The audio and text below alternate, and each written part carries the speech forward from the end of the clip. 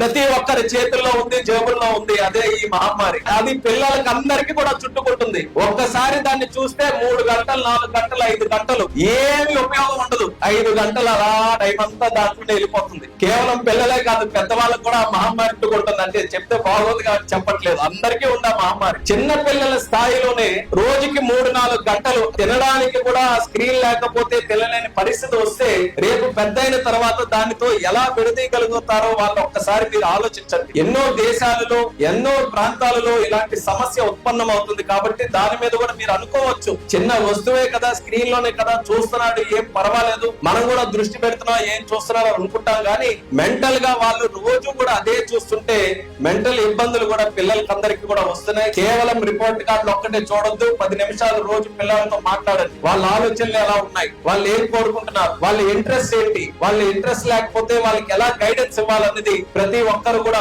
వాళ్ళ పిల్లల మీద కాస్త శ్రద్ధ వహించి ఒక 10 నిమిషాలు, పావు గంట వాళ్ళతో మాట్లాడితే మీరు వాళ్ళతో మాట్లాడే మాటలు వాళ్ళ జీవితంలో ఏ రకంగా ఇంటరాక్ట్ అవుతారో అందులో ఒక మంచి మార్పు వాళ్ళని తీసుకొస్తుంది. ఆ మార్పు తల్లిదండ్రుల్లో ఇంటి నుంచే మొదలు కావాలని మళ్ళీ తెలియజేసుకుంటున్నాను.